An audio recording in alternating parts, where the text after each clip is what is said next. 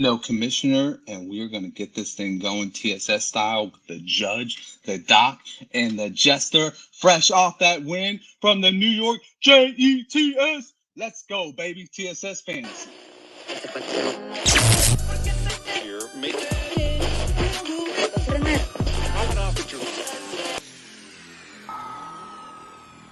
It's time for TSS Fantasy. Fantasy.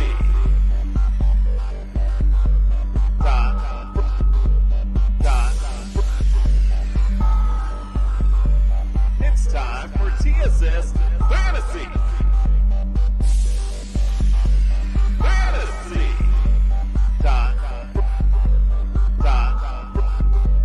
It's time for TSS Fantasy. You know, the great thing about being a football player is you don't have to take a shower to go to work. There it is. It is time for TSS Fantasy. Let's go, Freddie. Let's hear it. Yeah! You hear the Jets, baby? You see what happened? They doubted us without Gardner or DJ Reed. Bro, I am hyped. I am so hyped. Thank God I have a bye week this week because I don't know if my heart can take it anymore. Well, now that we've gotten out of the way, let's do the formal introduction of Freddie the Jester Reyes, baby. I see that my internet is acting up just a bit. It's all good. It's all good. My favorite part about Freddie's internet is when backstage, when you mentioned the Jets, when he froze like this. You want to say, And I love being on the Freddie, show. What? Freddie, ain't nobody happier that y'all beat those sorry-ass Eagles more than me. But, man, I got to say, you said they doubted us. You doubted us. You said on the Friday and the Sunday show that the Jets were going to lose. Ye of little faith, let's go Jets. I picked them. But as a true fan, even though he doubts them, he still picks them. Gotta love it. Let's introduce the judge. The judge is in the house. He's also very happy with his very narrow victory on Monday. Judge Jordan, Cowboys fan, maybe not a Cowboy lover, maybe not a Jerry Jones fan, but he's definitely a Cowboys fan. How's it going? Look, the relationship's really fractured right now. It's really rough, and I'm still not ready to, get up off the couch and come back to the bedroom. But, hey, it was nice beating Kellen Moore and the Chargers. I'll take it. We got a bye week. That'll give me a little bit more time to, heal these wounds. But listen, this weekend was about three things. 2 ALCS victories for the Texas Rangers and the 49ers and those sorry-ass Eagles losing. It was a great weekend for yours truly. Oh, yeah, great weekend for some and great weekend for others. But not a great weekend if you were a 49er fan. It was a sad weekend. Thank God my fantasy teams pulled through for me. I didn't have to be all doom and gloom this weekend. But I will tell you this, guys. Thank you for tuning in to TSS Fantasy. You know the drill. Come subscribe. Hit that notifications bell. Hit that like button for us. It does great things for us.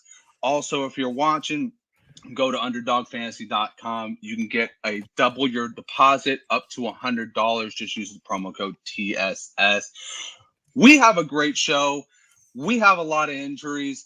Talking about doom and gloom, let's get to it. We're going to get Dr. Doom in here to tell us all about this weekend's injuries.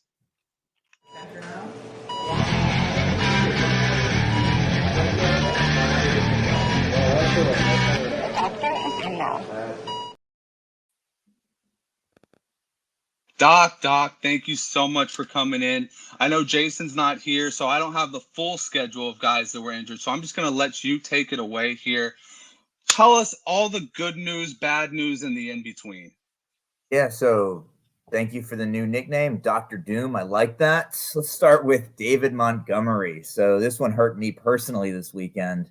Played only 18 snaps on Sunday before leaving. And the story is he's dealing with a rib cartilage issue, not a rib fracture.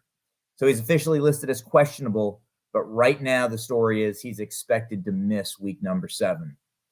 Moving to Justin Fields, he's got a dislocated right thumb, throwing hand thumb dislocated. So he's going to be very, very doubtful for week 7. He can't play until he can grip the ball, and it's going to take some time for those tissues to heal. This is concerning. So again, officially listed as doubtful, but I think you can go ahead and scrap him at a minimum for week 7. Speaking of quarterbacks, Jimmy G. So he had this dramatic departure from the stadium this weekend when he was taken out via ambulance to the hospital.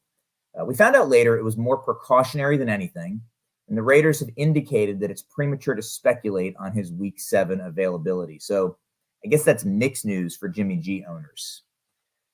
San Francisco, we're going to talk about a couple of guys out there. So number 1, Christian McCaffrey, dealing with an oblique and or a rib injury, depending on the source. Some are saying both. Some are saying to be determined. Unless you've heard something in the last 2 or 3 hours, right now it's oblique and or rib. Regardless, it knocked him out of week 6's loss to the Browns. Now, good news, they got a long week because they're playing Monday Night Football next week, but it's too soon to say. CMC is true questionable status. I don't know. You guys got anything on him? No, you have the best in the business at this point. You know, we've been searching for the MRIs on 49ers like websites all day long. It hasn't really been coming through. The best guess I have is what you've got. And to be honest with you, Doc, I got a question for you.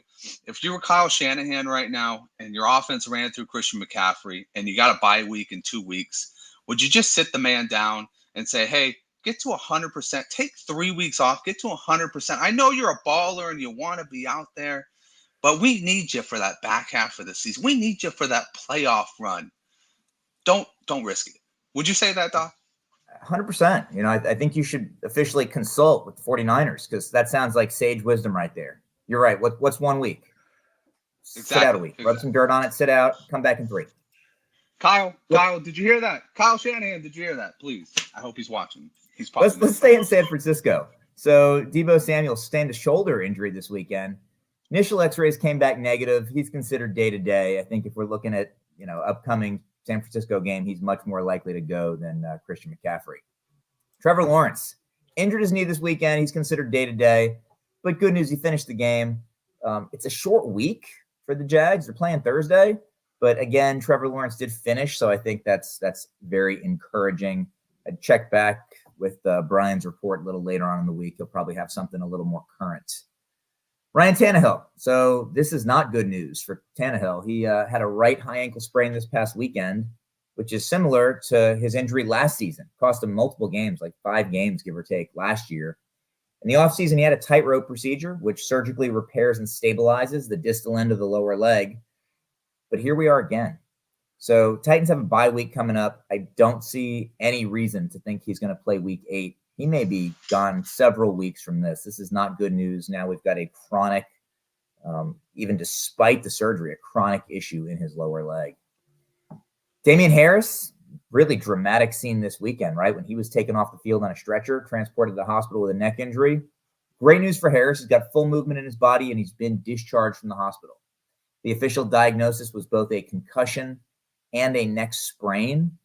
He's sitting in concussion protocol, but don't count on him for week 7. Let's move to Kyron Williams. Sprained his ankle last weekend, expected to miss week 7. And then lastly, this was one the commissioner didn't have me talking about, but I wanted to just jump in on Anthony Richardson. He's trending in the direction of having surgery. So we talked about him last Tuesday on the show. Brian talked about him later in the week. He had the grade 3 AC separation, and I'm not expecting him back this season. Again, trending towards surgery. Rumor is he's consulted with a number of different specialists around the country. And right now, the medical news is that his best bet to return is having this surgically repaired. Yeah, and that's officially ruined a ton of my leagues. But Gardner Minshew to the moon. Let's go. Hope Anthony Richardson gets better because that guy has a lot of potential. He has a lot of potential for a great career going forward. And we would hate to see that get ended prematurely. So prayers out to you, Anthony. Hope you make the right decision. Hope you get the surgery, man, because I would love to. I can't wait to see you back on the field. I can't wait to see you on my fantasy teams. Is that all for us this week, Doc? That's all I got for you. As usual, it's a great time having Doc on here. Thank you so much for being on. Thank you for spreading your knowledge and your wisdom, my friend. And you have a great one. We're going to send the Doc out with our little weekly leaders.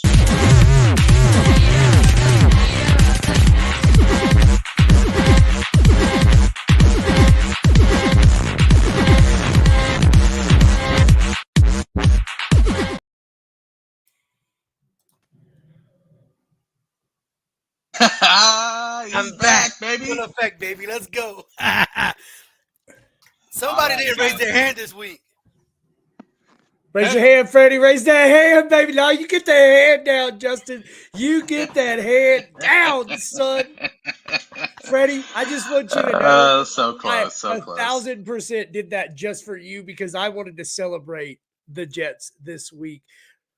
So if the Eagles lose, can I still raise my hand? Because I still feel like I won on that one. I still feel like I won.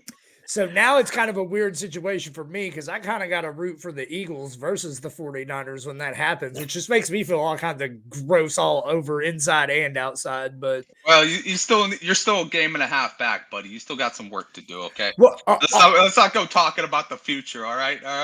all I'm saying is if Philly can get them once and then one other team can get them, Dallas going to run the table from here on out. So we good, we ain't going to lose again. So we got that out of our system. Do we hear that, Skip Bayless? He's got 2 dinner bets on that one. Real quick. Colt Martin says, "What's up, guys? What is up, Colt? We love you, my man." That's good, Colt. All right, guys. So let's talk about some weekly leaders, man. We got them up. I'm going to go 1 through 10 here because Jason usually goes 1 through 5. And I'm always like the guy that goes, 1 through 5 doesn't usually surprise me. I want to really dig into the top 10. So we're going to go quarterback. Dak freaking Prescott at 1. With 24.9, this is a weak for quarterbacks. Jalen Hurts at 2, 22.9. Tua at 3, 22.5. We got Jared Goff, 22.4. Justin Herbert, 19.1. Desmond Ritter, 19.1. 18.3 for Sam Howell. Patrick Mahomes, 18.3. Lamar Jackson, 18.1. And Derek Carr, 17.3. This is it was a crazy week for quarterbacks. Guys, who surprised you here? Who was a surprise at that top tier? Here's what I'm going to say. Who surprised me? Commissioner Cooper surprised me. He told me all week that Dak Prescott was going to ball out this week, and I didn't believe him. And I don't remember what 24 points. It ain't like he balled out. He had a good game, not a great game. What surprised me is all the quarterbacks sucked this week. All of them. None of them were great. Yeah, no, I mean, it was definitely a weak week at the quarterback position. That's probably why Dak was up there because his usual weeks are weak weeks. But anyways, Freddie, how about you? Who surprised you there? It would have to be Desmond Ritter out of Atlanta. It's funny because he had a big yardage game. I think he threw over for over 300 yards, a couple of touchdowns. But the problem is I was listening to a lot of sports shows this morning, and they're thinking about benching him anyway. He is doing some terrible mistakes interception-wise. Yeah. So, I mean, he's just not seeing the field properly. So you could tell that there was a really weak week when you have Desmond Ritter in the top 5 and he played really poorly. So it wasn't really a good week. Yeah, it was a pretty shitty week for sure. And surprisingly, you still go over 300 yards, 2 touchdowns, and whether you like it or not, that still gets you somewhere, man. Shit, man. Like, I was thinking about getting Ritter as a backup because I lost Anthony Richardson. Don't do it, bro. Go get the Gotna. Man. Shit. And look at that. How many interceptions did Hurts throw? 3 of them? And he's top 2? So that just goes to show you what this week is about. Exactly. It was a garbage week for sure. Let's move to the running backs, guys. Raheem Mostert. Big Dream is out there, man. He is killing it. He was number 1. Kyron Williams came at number 2. ETN 3. Derrick Henry 4. Breece Hall 5. That last touchdown for him really put him over and put my team over as well. Chuba Hubbard at 6. Maybe a surprise pick right there. Kenneth Walker 7. Kareem Hunt 8. Ramondre Stevenson finally showing up at number 9. And then we've got hold on one second. Who was our 10? Our 10 was Zach Moss, once again showing that we can do it even with Jonathan Taylor there. Guys, who surprised you there? For me, I want to say Raheem, the American Dream must start, but I mean, I already told you guys. Must start. I love that.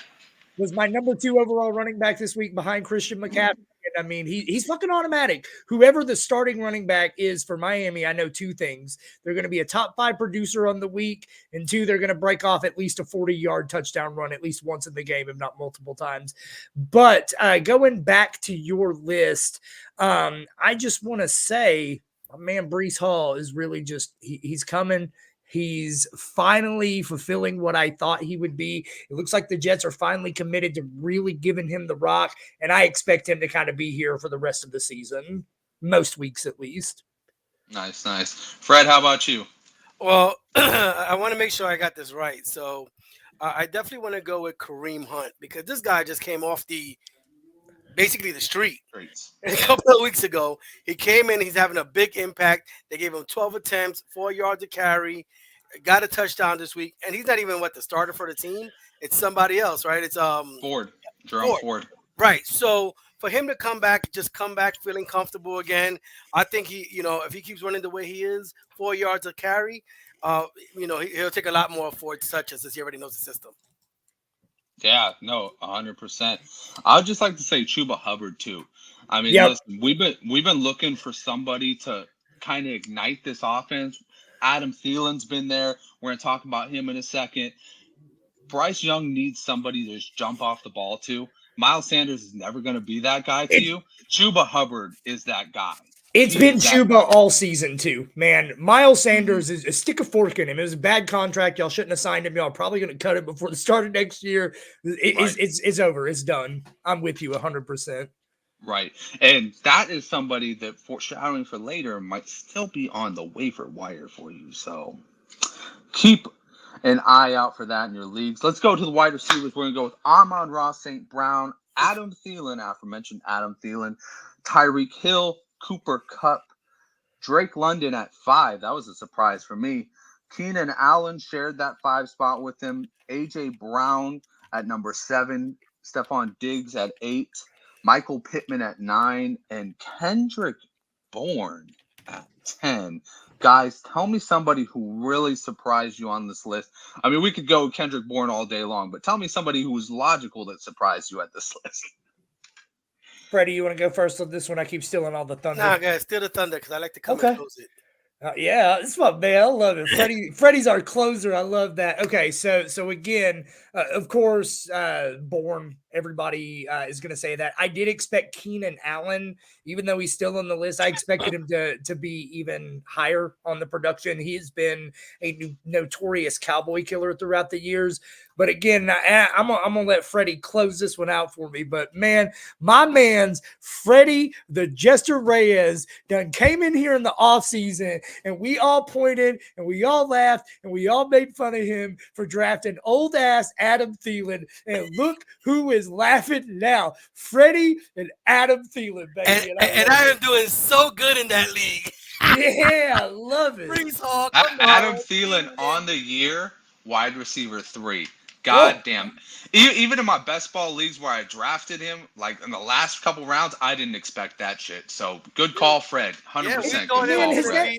Has that not been Adam? DJ Shark? Right? It's DJ Shark that's the other receiver over there, right? Yeah. Yeah, we thought it was going to be Shark. Like, okay, yeah, he's the number 1. I thought it was going to be Mingo. Like, everything told me it's got to be the fucking rookie, right? You didn't have to say that, Jordan. We don't have to have that much incompetence on here. but like we were saying earlier, it has to be Drake London. We were wondering a couple of weeks ago, what the hell happened to Drake London, Kyle Pitts? They wasn't doing nothing at all. So now for him to come out, get 9 receptions, 125 yards. He averaged 13.9 yards per catch. His longest was 32. It's about time for him to break out. I mean, they're still in contention for the NFC. What is it, South? They're right there with the Bucks. They both had 3-2, 3-3. So I mean, maybe they can get something going. Mayfield didn't look that good. They only scored 6 points this week. So hey, Atlanta can still stay in there if they put it together. Taylor Heineke to the moon. I'm gonna keep preaching it, man. He's gonna come in and he's gonna eat not to bring up these damn Cowboys again, but listen, I got to watch Michael Gallup get like 12 targets last night and catch like one freaking ball, right? And then you have a guy like just an absolute dog like Drake London who is just rotting the fuck away in Atlanta, dude. It just kills me. Garrett Wilson, and there's so many great wide receivers who just don't have the quarterback. And then you got a guy like Michael Gallup with like one catch on 12, passes. Speaking of one catch and making it work, Rashid Shaheed at 12. This man caught one ball for 85 yards and a touchdown, put up 18 That'll do it. 5 points. You freaking kidding me, dog? Are you kidding me? That man is the man. He outproduced Chris Olave on Chris Olave's best day of production this year. So I'm going to tell you this. I love that matchup going forward. I love the chemistry he's got with Carr. Let's go to the tight ends real quick. No surprise, Travis Kelce up top. Dalton Schultz followed him at 2. Kyle Pitts at 3. He's been sneakily getting up there, man. He's been producing. Tell me who's next, Justin. Tell me who's next. Exactly. Jonnu Smith. Then we got Michael Mayer showing up. Michael Mayer did all his work on the first drive, too. So this man needs to get a little bit more involved in the offense later on. Taysom Hill at 6, Evan Ingram at 7, TJ Hawkinson at 8, Mark Andrews at 9, Gerald Everett at 10, scoring that touchdown against them boys. Brenton Strange, this is where it gets strange, at 11, and then Trey McBride at 12. Just because it's tight ends, I want to go a little bit deeper because you just kind of look at this list and you go, damn, why do I pick a tight end at number 1? Why would I ever do that to myself when literally the top 3 guys, 2 of them are at the bottom of the list. So, Fred, tell me what you're thinking about this one. I know you're a closer, but I want you to be the starter. Yeah, it's Kyle Pitts. We were just shitting on this man. I remember the whole conversation vividly about how bad he was doing. And Jonnu Smith is, maybe they found the formula, like the old style of the 2 tight ends, the one dominant receiver, and then you got Bijan in the back. Like, maybe it works. Hey, you got a rookie quarterback. Well, he's not really a rookie, but, he's a young quarterback. What helps young quarterbacks? Tight ends. And if they can both produce, hey, man, that might be the formula till he gets, to get his legs under him. Yep, 100%. And this is starting to look like the 2019 Tennessee Titans over here with a strong run game, some good tight ends, and one dominant wide receiver. I think you hit it right on the head there, Fred. Judge, tell me who surprised you on this list. Listen, Freddie, I get everything you're saying about Kyle Pitts, but listen, it ain't a Kyle Pitts problem. I just want to say it's crazy what happens when Desmond Ridder actually attempts, 35 plus passes, right? 2 games, 329 or 300 plus yards. Like, it's all there. Just fucking throw the ball. But anyway, I digress. It's Kyle Pitts. It's 100% Kyle Pitts. There's nothing I can add that Freddie didn't already add. Kyle Pitts has become an absolute dumpster fire of a tight end. I am more shocked that he's on this list than Jonnu Smith is on this list, which makes me sick to my stomach. He said it. Guys, I'm going to say this. I'm surprised that Michael Mayer has not made this list before, but I'm glad that he is on the list, and I hope that he is going to be somebody going forward because I got a lot of Michael Mayer stashed away on a lot of dynasty teams. Guys, we're just going to go with the DFS real quick. Vikings, Chiefs, Jags, Bengals, Jets, Ravens. I'm just going to name off the top 6. Is there anybody that surprised you there as far as defense goes? Yeah, of course. The Minnesota Vikings. What? Number 1 of the week. Okay. All we needed was Justin Jefferson to sit down, and now we're going to start playing serious. I like it. All we also need is Justin Fields to have a thumb injury, too. bring in the backup and let him shit the bed. I actually didn't get to watch that game, and my buddy Colt Martin, who commented earlier, I had to ask him, hey, did Justin Fields get hurt, or did they just finally figure out he sucks? And apparently it was he got hurt. So I was not sure. I mean, we got to put down the Jets, right? Everybody had them beat. Let's just call it what it was. No Sauce Gardner, no DJ Reed. I mean, you had a practice squad player playing cornerback and Michael Carter. Nobody. We thought we were going to get smoked. We thought they were going to go long ball, wide receiver, and and that was it. I mean, we were all acting like fans, like yes, we can do it, but we didn't really think we could do it without Sauce and DJ Reed. And to do what they did and get 3 interceptions and the fumble recovery by Quincy, I mean, that's a definite shock that they're even in the top 5 list. No, that's fair enough. That's fair enough. Yeah, that was quite the rally game for them. I think that they straight up Robert Jets. Saleh went out there and pulled his best Mike Singletary and said, "This is what they think of us." Pulled down his pants and just, out of nowhere, this team just rallies for 3 interceptions on what was the best quarterback next to Patrick Mahomes in the league. So I love that energy. I really should have wore the Vilma jersey tonight, Freddie. I'm sorry for that oversight. I'm going to wear that on Friday just for you. Vilma, I love it. I love it. All right, guys. Where there were weekly leaders, there were also weekly flops. Can't you morons do anything right? They did their best. Flip flops. Flip flops. They did their best. Flip flops. Calm down, diddly diddly diddly diddly diddly. Real quick, Justin, we got a comment. Ed M said Jets moved up 10 spots on defense. That's kind of crazy for 1 week for sure. And Ed, thanks for tuning in, my man. You're a new name to me. I don't know about these two, but make sure you like and subscribe and hope to see more from you soon. Yes, thank you, Ed. And that's crazy. And I had them on a fantasy team, but now they're on a bye week, so now I have to move off of them. So that's going to be sucky. But, guys, not as sucky as the flops this week. We're going to keep it real short. I'm going to keep it to quarterback, 4 guys. Russell Wilson put up 8.9 points. Kirk Cousins, 8.7 points. Brock Purdy, 8.7 points. And I'll give Justin Fields a bye on this one. He put up 5.9 points, but this man only got 10 attempts off. I mean, before he was taken out on injured. So, guys, who is your stinker of the week for the quarterback position?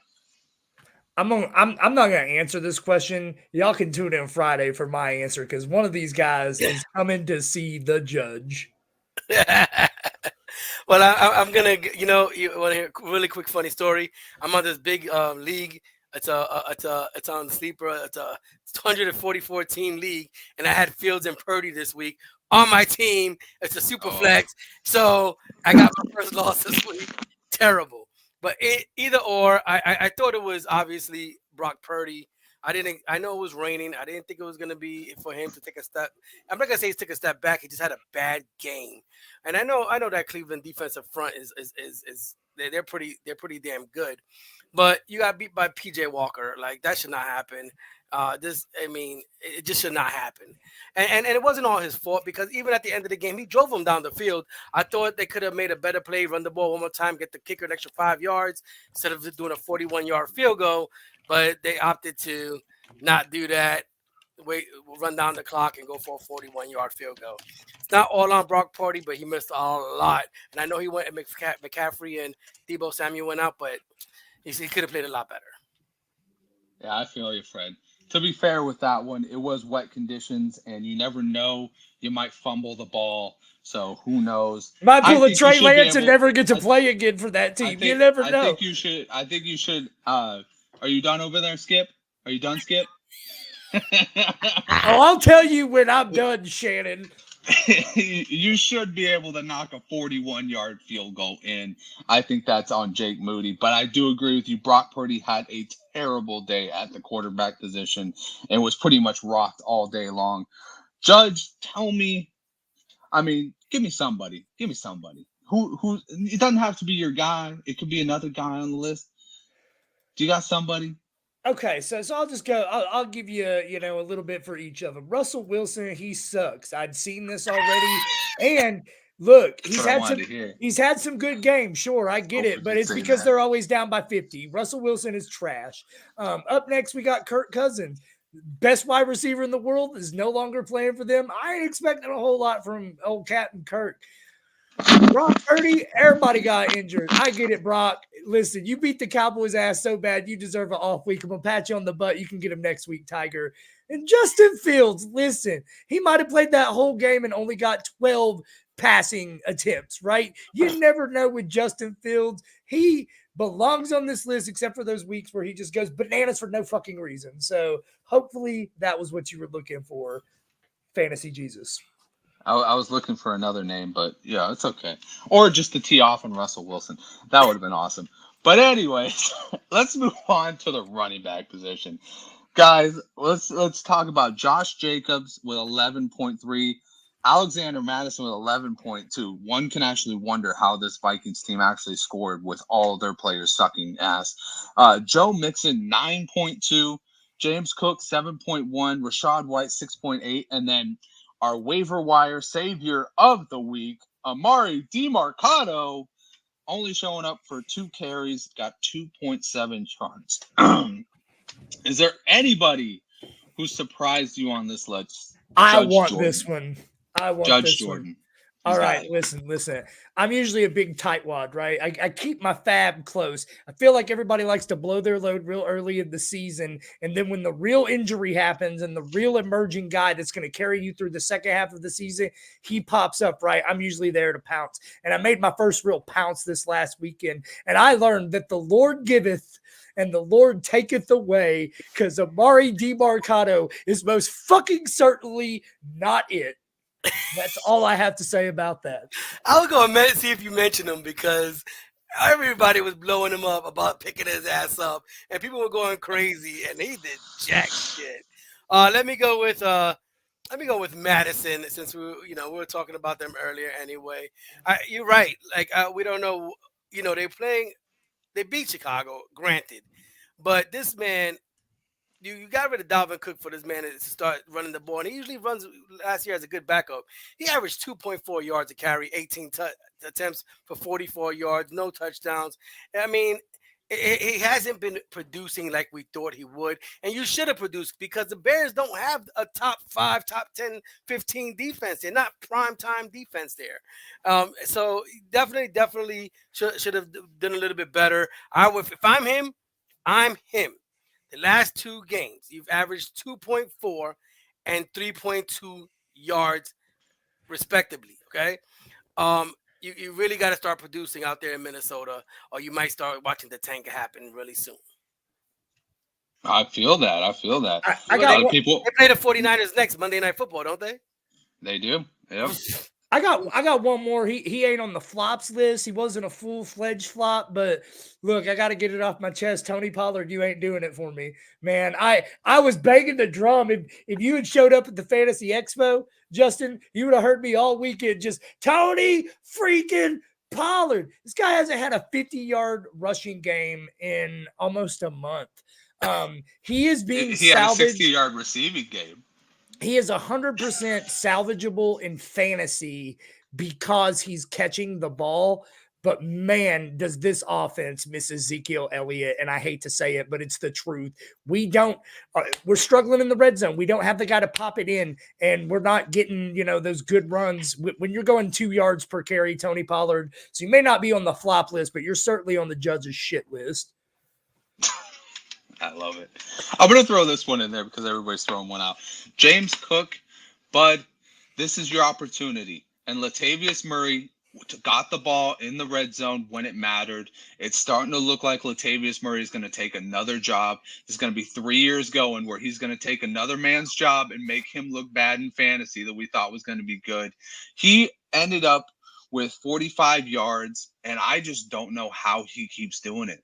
I just wrote an article about it. I don't know how he keeps averaging 4 yards a carry for every season of his entire career. This man has somehow done it. And he is out there sniping people. Last year was J.K. Dobbins. This year it's going to be James Cook. Watch it. And guess what? He's out there on your waivers too. So look out for Latavius Murray. He's going to be a touchdown machine again. Every year. Every fucking year. All right, wide receivers. This is the real meat of the matter because we got Jamar Chase after his 3 touchdown performance, putting up 14 points. James, Captain Kirk, or Christian James, Captain Kirk, whatever, 13.9. Jordan Addison, who we thought was going to be an explosion. Once again, I don't know how this offense actually did it. 11.8. Boy, Brandon Ayuk with a couple of bad drops, 11.6. DK Metcalf, 10.9. DJ Moore, 10.1. Michael Thomas, Devonta Smith, freaking KJ Osborne, Holy AJ smoke. Brown, Puka Nakua, Calvin Ridley, Devontae Adams, Jerry Jeudy. All these people we drafted high, and we're looking like we were high because we drafted them. It's just crazy. Both can be true. Okay, both can be true. In some cases, I think they were. Fred, I'm gonna let you kick this one off, man. Obviously, we started the show talking about that the quarterback list on the top wasn't that great. So I guess since you looked at the quarterback list on top, you're going to know the wide receiver list isn't going to be that good neither. You have some big names here. So I don't want to go back into the Minnesota and beat them down again or San Francisco. I'm going to go with Big Gabe Davis, okay? Because this guy has been actually playing really, really well lately, okay? So you're going to go into your home field, play the New York Giants, who have been getting smoked left and right, okay? And you come out and get 4 targets, 3 receptions for 21 yards, 7 yards per carry. 7 yards per catch, okay? Almost lose the game 14-9. Luckily, they didn't get their field goal off before halftime because they couldn't spike it quick enough.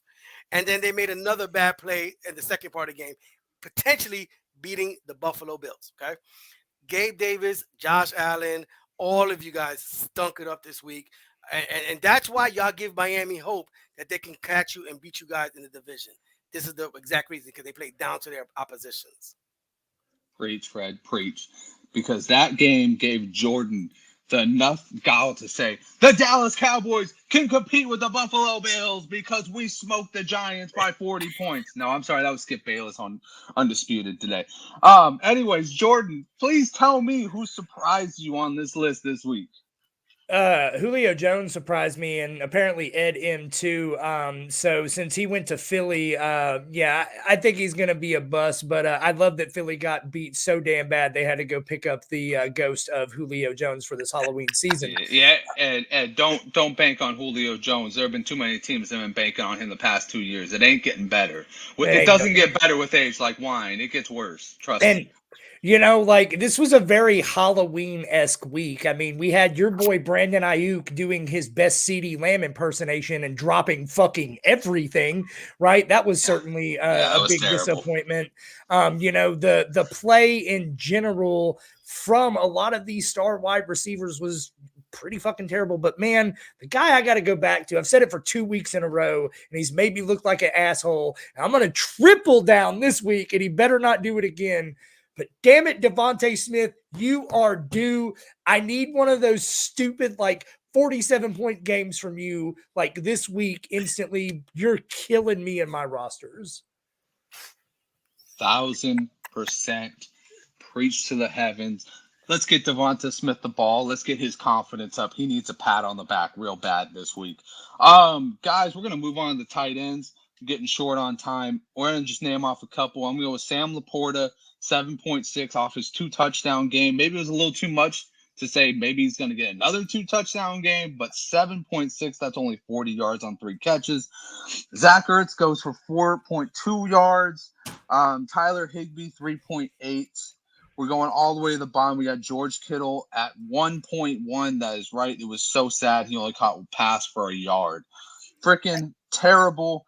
And, of course, our boy Jake Ferguson, 2.5.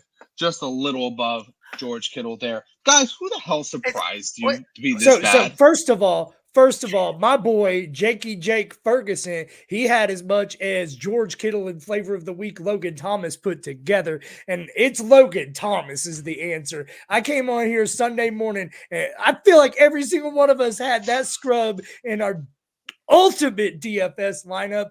1.2 points, Logan Thomas. What the hell, man? And this is why, look, contrary to what Justin's going to tell you, go get your Travis Kelce, because otherwise you get all hyped up and worked up about guys like Logan Thomas, and then you get 1.2 freaking points. Come on, Yeah. it has to be George Kittle, man. You don't I have told you McCaffrey. George Kittle was going to suck this You week. don't I have told you that. McCaffrey gets hurt. Debo gets hurt. You get 1 reception for 1 yard. After catching 3 receptions for 3 touchdowns, 67 yards last week. Now, that's the problem. Why didn't we feed? I'm not going to say I'm not a big 49er guy, but why did we not feed Kittle the ball when we lost 2 playmakers? He's a big target in the rain. Come on, I want to say something, Justin. The answer is I've given you a lot of grief about the 49ers, but let's be real about one thing. I think the best defense in the National Football League is the San Francisco 49ers. I think the second best defense in the National Football League is the Cleveland Browns. They're no joke. Like, everything they said that Dallas was going to do to Purdy, fucking Cleveland actually did it, period. Yeah. Well, I'll tell you this, Fred. Why George Kittle did not have a big day, and I thought this just like the judge, was because they brought so much pressure that they needed him to be the blocker. And that's the problem with George Kittle, is he's just as good, if not better, of a blocking tight end than he is a receiving tight end. They couldn't handle it. The interior was getting murdered all day long by that defensive line, just absolutely massacred by the defensive line. It was to a point where Trent Williams didn't even trust the backup to go out there to take on Myles Garrett himself. So to answer your question, Fred, this was coming. I didn't think it was going to be this bad, though. I definitely did not think it was going to be this bad. This defensive line put the right amount of pressure, and their secondary held on long enough. Like, they have really good press corners, and they have first-round picks all the way around in their secondary. So corner is one of those hard positions to get a first-round pick right. As you know, with Sauce Gardner, best move the Jets have made in a while. But that was a very tough game to watch, because I was just like thinking to myself, damn, dude, they really just have us covered everywhere. But enough with my 49er bullshit whining talk. Guys, how do you feel about Pro-Am sports? Do you like the belts? I like the belts. I love the belts. That's right. You got a belt over there, but I guess what? Pro-Am does it just a little bit better. We're going to hear from them real quick, and then we're going to get to our waivers.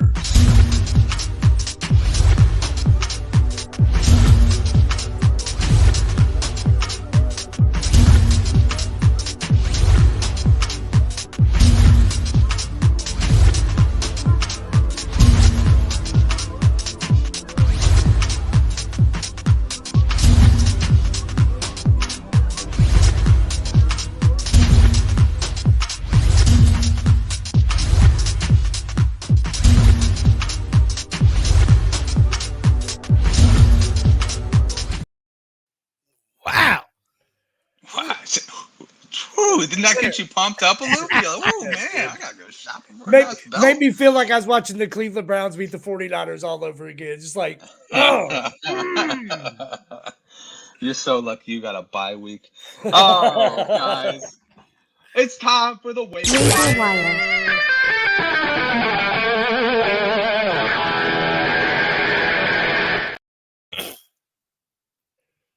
All right, guys. First off, I want to know something from you guys. Who are you dropping this week? Who do you feel okay that you drafted and you're saying, fuck it, I'm done with you? Because I'll start off real quick. I am done with freaking Quentin Johnston. I am done waiting on this guy to be somebody. I picked him against my will because I didn't really think he was a great prospect. But I was thinking to myself, it's the Chargers. Kellen Moore is there. They love great players. They love big targets. So I was thinking, you know what? Last round pick or so, I'll draft him. And I did that in a couple leagues. And now I'm officially, after this week against the Cowboys, when he got like one touch, maybe. I don't even know if he got that. I'm officially saying, you know what? Hit the road, buddy. It's done. I'm done with you. Who's that for you, Jordan? I didn't draft this guy, but I'm dropping his ass everywhere. His name is Amari DeMarcado. 1 week was more than enough for that experience. Bon voyage, my friend. That is hilarious. Fred, who you got? I actually got I got a couple, and they both end with the name freaking Cook. Dalvin Cook, your ass is gone. I'm done with you. You can't run more than 2 yards a carry. Brees took your job again. That $9 million that's going to come off the books next season, it's going to feel great. Brandon Cooks, I don't care if you caught that stinking touchdown this week, okay? I picked you because you were backing up CeeDee Lamb. I thought you were gonna get a little bit more catches. You done screwed me with first game, Giants, 22 yards. Second game, Arizona, 17 yards. New England, 27 yards. San Francisco, 7 yards. And then you had a whopping 36 yards this week. Thank God you had that one pretty touchdown. Prescott threw to you. Your ass is gone. I can get better off the waiver wires. I'll find a little gem like I did with Thielen. Bye, Brandon Cooks. By Brandon Cooks, indeed. I'm with you, Fred. I am done with the mediocrity and the one game a year where you break out. So, guys, it's waivers time, and we got to get it down here. QBs, let's talk about them. You know, if you're still lucky you're in a league where you've got Sam Howell available, go up and pick this motherfucking guy. This guy is good. He is good, and this offense runs really well with him. Desmond Ridder, a guy who might end up getting supplanted by Taylor Heineke, but it hasn't happened just yet. Back-to-back 300 games. You know, he's got 5 touchdowns in the past 2 weeks. It's not bad. You heard it here. He was a top quarterback this week. It doesn't really seem like it means much, but he was. You got Bryce Young still out there. Gardner Minshew filling in. Gardner Minshew, baby. You know, I would say Mac Jones, but no. Guys, overall, tell me who you're looking for in this rough week 6 where, you know, quarterback's starting to get really slim and the options, everybody's starting to just figure out who they want long term. Judge, take it away. So I've been saying it for a couple weeks. I am mad stashing Taylor Heineke in my leagues. That guy is going to do something this year. Mark my words. He's a good stash for now. But immediate help looking, around the league and trying to find somebody. Look, if Sam Howell's out there, you go get him. I've been saying that for a couple weeks too. And look, you guys already know I love Gardner Minshew, so get your Gardner on. Fair enough. Fred, tell me who you got. Gardner Minshew would be my guy. If I want to go a little bit deeper, we were just hearing the doc tell us that Ryan Tannehill might not come back for quite a while. So they have to have a quarterback. So you might want to go get Malik Willis. He'll be a starter for a few weeks. I mean, I don't trust him with my life, but if I need a quick quarterback just to throw in there for a week until my regular guy comes back, hey, maybe go try Malik Willis. Yeah, that brings up the issue of in a super flex league, would you guys rather just play a running back or a wide receiver? That's what Malik I'm doing Willis. Yeah, buddy. I feel you, Fred. I feel you. For running backs, we actually have quite a few options. We got Craig Reynolds, Jordan Mason, Elijah Mitchell. We got Devontae Foreman, if you didn't pick him up last week. Kareem Hunt's made a resurgence. Damian Williams. Not a lot of people picked up Keontae Ingram, so he's definitely the guy out there. Amari DiMercato, I think, is probably dead at this point. And then we got the Rams issues with Zach Evans and Royce Freeman, and now putting his name back into the pot, Darnell Henderson. Guys, tell me somebody you're targeting if you need a running back this week. I'm going to take this Fred, do you want to start this one? Yeah. I actually went all in my leagues, all 5 or 6 of my leagues, and when I got Zach Evans, because some running back on every one of my team is on a bye this week or hurt. So I went and got Zach Evans. I think he'll get me a few points this week. I just need him for a week or two. After that, he can kick rocks. But I went and took Zach Evans in every one of my leagues because he's supposed to produce at least double digits, maybe 10 points. I love that because Kyron Williams has been doing it. Kyron Williams was nothing special as a talent. Judge, how about you? Who you got? I love the Zach Evans. I'm going to tell you who I don't got. I learned roughly 6 minutes ago when I scrolled down on the notes that Royce Freeman is still in the league, y'all. Take note if you didn't know it, but that guy, he is back. As far as the rest of these guys, it's definitely not Amari DiMercato. So if Keontae Ingram's still floating around out there, you better go get him before the other guy's manager does, the DiMercato manager does. Yeah, Royce Freeman, man, he was actually something his rookie year, but I don't know where he's been ever since. If you had me list at the beginning of the season all of the running backs that may play a snap in the NFL in 2023, I bet I would have listed 400 people before I even thought of the name Royce Freeman. That's how shocked I was. I had to look it up to see that it was actually Royce Freeman and not some random rookie that I was unaware of. So, yeah. Royce I Freeman's just a love thing. I love how telling it is that Leonard Fournette does not have a job and all these scrubs have a job. Yeah, no crap. like, that. like, what's going on there? Tell me that the Dallas Cowboys can't fucking use Leonard Fournette right now. Tell me, because I think they could. As scrubby as he might be, come on now. Tony Pollard, 2 yards per carry, had an ass.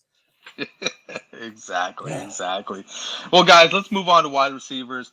Wan'Dale Robinson, Racey Rice, KJ Osborne, Josh Downs. Is there anybody else that you can think of that you would really be interested in on this list? Let's go to Fred first. Tell me who you're really going after in this wide receiver group. Rice. I really like him lately, man. That guy has been sneakily coming on strong.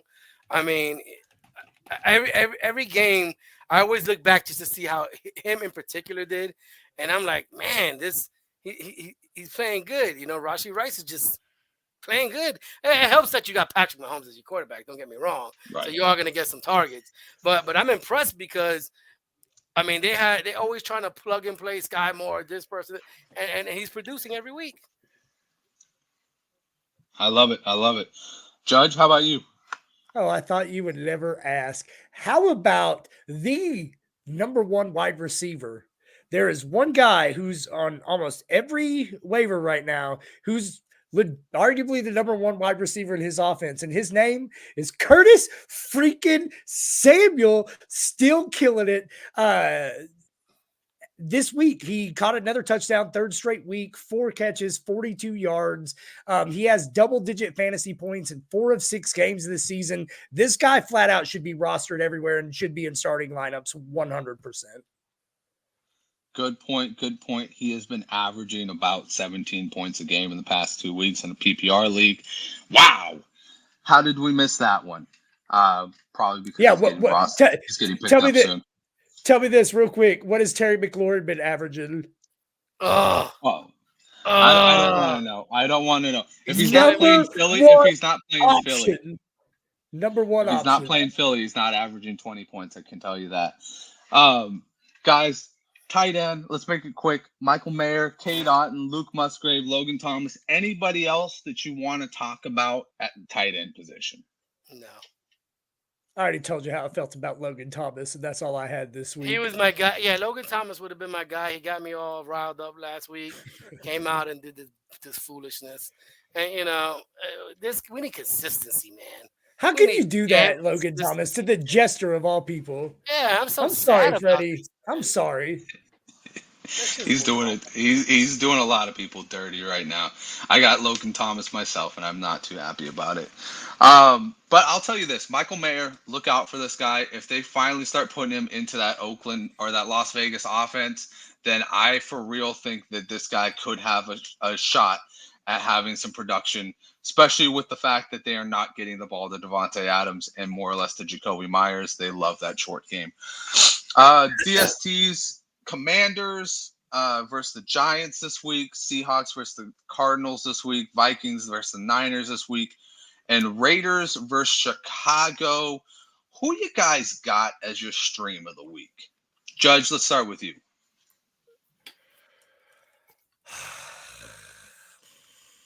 I don't really love any of these. But if I had to lean on one, I'm probably going with the Commanders over the Giants. I would prefer the Commanders if Daniel Jones were playing. I would say that. I actually like them less because Tyrod's playing, but it's pretty rough out there this week on streaming defenses, I got to say.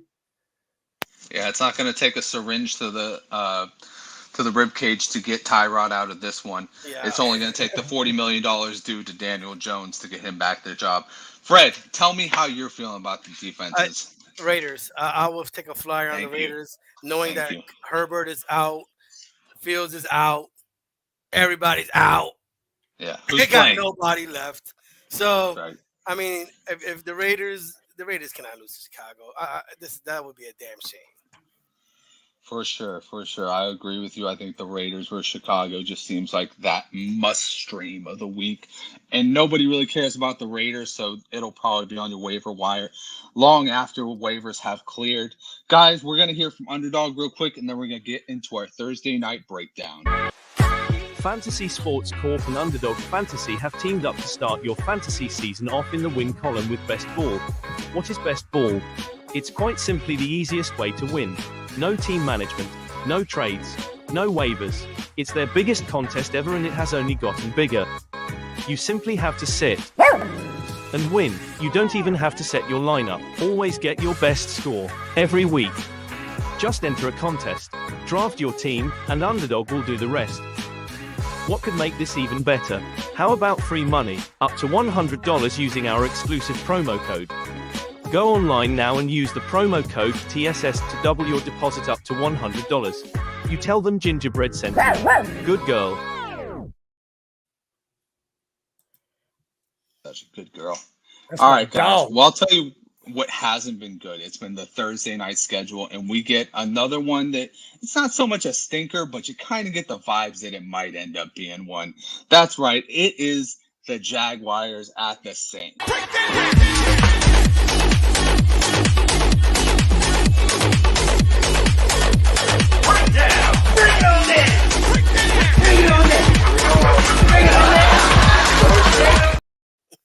Yeah.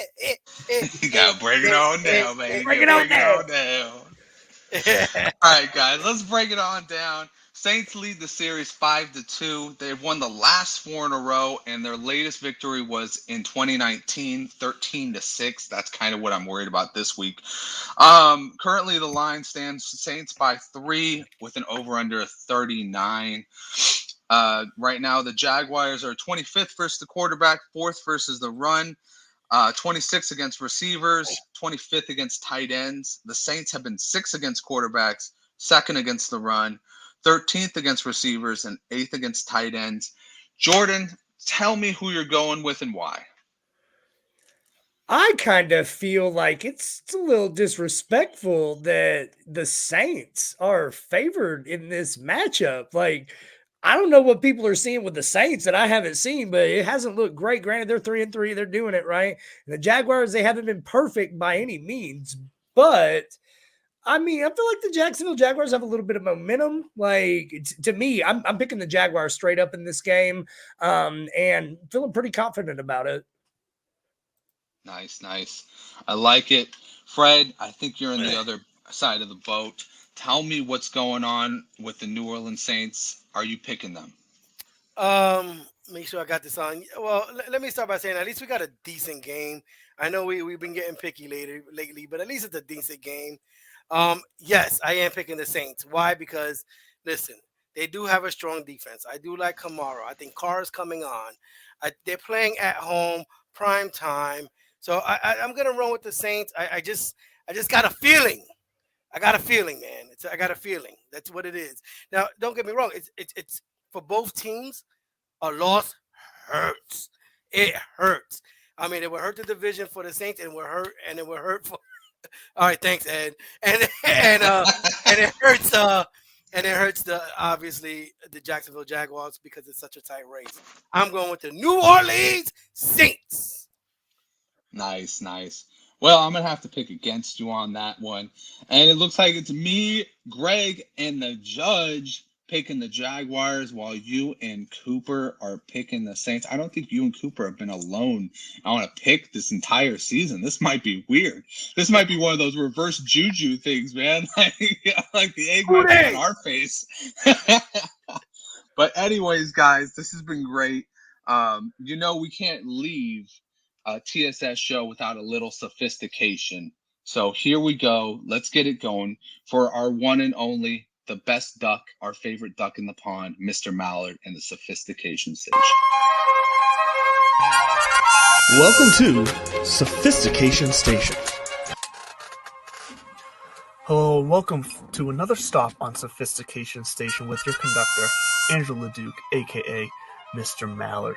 We have some more waiver wires pickups that you need to make your team sophisticated this week. Starting off with Zach Evans of the LA Rams. He's going to get his chance this weekend with Kieran Williams likely to miss 1 week and rookie Ronnie Rivers looking like he'll miss about a month. The Rams are going up against a middle-of-the-road run defense against Pittsburgh at home this week, so Zach Evans could be a nice bye-week flyer in your flex or RB2 position. And then in San Francisco, with McCaffrey getting hurt, if he misses time, Elijah Mitchell is looking to step right back into that starting role for San Fran.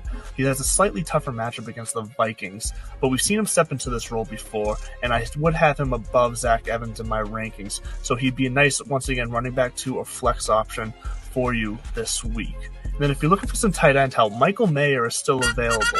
He's now having 81% of the snap share this past week for the Raiders, and it seems like he's finally stepped into a role in this offense. He should move forward as the top tight end in this offense, and now with Garoppolo hurt and Brian Hoyer taking over for a little bit, Brian Hoyer has a vast experience of being successful with successful for backup terms, but at least using the tight ends available to him in his career. So Michael Mayer should continue to get snaps and opportunities, which will hopefully lead to some successful results moving forward. So stash Michael Mayer and stream him if you need to. And then Keontae Ingram in Arizona. With Connor on the IR, we still got 3 more weeks where we're going to be without him. We all ran, including myself, to the waiver wire to get Amari DeMarcado last week, and that was a massive fail with the last-minute call-up of Damian Williams from the practice squad. Keontae Ingram is going to be the consistent mainstay with Connor out, though, with the possibility of Williams being called up on each Sunday now. He may not, and DeMarcado may still get some looks, but Keontae Ingram seems like he's going to get the most opportunity and touches in that backfield. Once again, I am Andrew LeDuc, a.k.a. Mr. Mallard. Stay classy, my friends.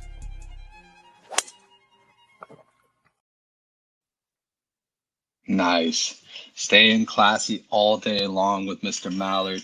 Love those picks, by the way. Michael Mayer sliding in there. I love that.